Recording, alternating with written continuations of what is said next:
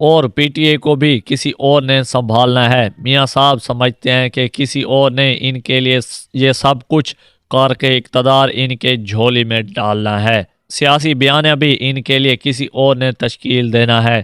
वो समझते हैं कि अदलिया के केसेस भी इनके लिए किसी और ने ख़त्म करने हैं। बिस्मिल्लाहिर्रहमानिर्रहीम। मैं हूं वसीबुल्लाह सरगानी। आप देख रहे हैं मेरा यूट्यूब चैनल या फेसबुक पेज।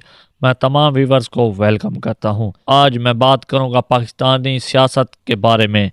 इसमें एक चेहरा है मियां मोहम्मद नवाज शरीफ साहब का। उनका मौजूदा तमाम डिटेल मैं आपको दूंगा कि वो कैसे सियासत में आए और उन्होंने किस किस ओहदे पर रहकर काम किया, पाकिस्तान की खिदमत की और अब उनके क्या हालात हैं। तमाम सूरत हाल मैं आपको देता हूँ। मौजूदा सियासी रहनुमाओं में शायद मियां मोहम्मद नवाज शरीफ सबसे ज़्यादा तजर्बाकार सियासतदान हैं।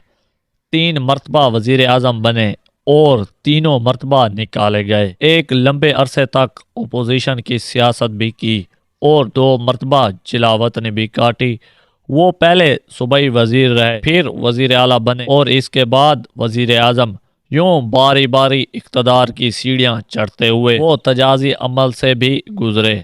इस अल्फाज से भी इमरान खान या कोई और इनका हम पहलू नहीं। मियां नवाज शरीफ और इनकी बेटी मरियम नवाज शरीफ का शुमार बहादुर सियासतदानों में यूं भी होता है कि वो मौत का रिस्क ले सकते हैं।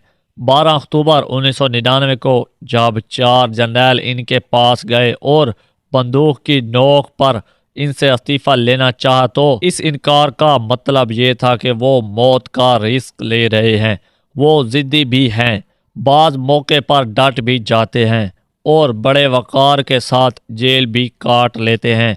वो सऊदी अरब में जिला वतन थे तो इनके वालिद इंतकाल कर गए, जिनके नमाज जनाजा में वो शिरकत ना कर सके। अब के बार इनकी एहलिया मौत व हयात की कशमकश में मुब्तला थी और इन्हें बिस्तर मर्ग पर छोड़कर वो मरियम नवाज शरीफ के साथ गिरफ्तारी देने के लिए पाकिस्तान चले आए। ये शायद जिंदगी का मुश्किल तरीन फैसला था और मैंने नहीं समझा कि वो जिंदगी भर इसको भुला सकेंगे।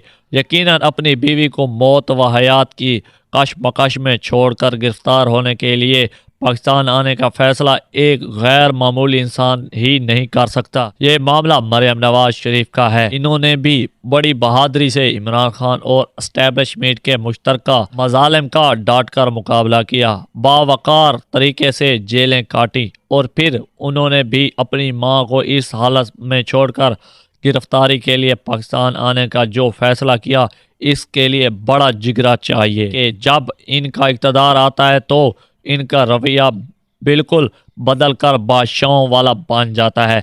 लेकिन अब की बार बाकायदा इक़्तिदार में आने से कबल बाप बेटी का रवैया बादशाहों वाला हो गया है। वतन वापसी पर मियां नवाज शरीफ को चाहिए था कि वो पार्टी तंजीम पर तवज्जो देते और मुल्क भर की आवाम से राब्ता अस्तवार करके मोबलाइज करते। लेकिन वतन वापसी के बाद मियां साहब बादशाहों की तरह रायवंड के महल में बैठ गए और पार्टी रहनुमाओं को रियाया समझकर बारी बारी वहां बुला रहे हैं। मियां साहब ना भरपूर सियासत कर रहे हैं और ना ही अभी तक सियासी बयानियां तश्कील देने में कामयाब हैं। इस वक्त मुस्लिम लीग रद्दी भरी सियासत नहीं कर रही। पाकिस्तान वापस आकर मियां साहब बादशाहों की तरह बैठ गए हैं। वो समझते हैं कि अदलिया के केसेस भी इनके लिए किसी और ने ख़त्म करने हैं। सियासी बयानियां भी इनके लिए किसी और ने तश्कील देना है और पीटीए को भी किसी और ने संभालना है। मियां साहब समझते हैं कि किसी और ने इनके लिए ये सब कुछ करके इक़्तिदार इनके झोली में डालना है। पहले मुस्लिम लीग वोटर ये समझ रहे थे कि मियां साहब वापस आएंगे तो सियासी मैदान सजेंगे, लेकिन वापस आकर वो बादशाह बन गए। वो मौसम एंजॉय करने के लिए मरी तो जा सकते हैं, लेकिन आज तक खैबर पख्तूनख्वा का दौरा नहीं किया। अगर जलूसों की नौबत नहीं आई या बोझो जलसे नहीं कर सकते तो बाहर रूम्स और दीगर तबका से इंडोर खिताबात से क्या चीज़ मायनी है। मियाँ साहब इन दिनों टिकटों की तकसीम में लगे हुए हैं, लेकिन इसके लिए भी उम्मीदवारों को लाहौर बुला रहे हैं। मियाँ साहब कम से कम ये तो कर सकते थे कि खैबर पख्तूनख्वा की टिकटों की तकसीम के लिए सबको अपनी दौलत गधे पर हाजिर करवाने की बजाय खुद पिशावर जाकर किसी 5 स्टार होटल में बैठकर ये काम करते। ये काम वो बलूचिस्तान और सिंध के हवाले से भी करते तो उम्मीदवारों को ये तासर ना मिलता कि वो गुलाम हैं। मियाँ साहब वजीर आजम बनना चाहते हैं, लेकिन इनकी सोच पंजाब से शुरू होती और पंजाब पर ख़त्म होती है। सबसे बड़ा अलमिया ये है कि आज तक वो मोरूसी सियासत बयानियाँ ना दे सके और आवाम के पास जाने के लिए इनके पास कुछ नहीं।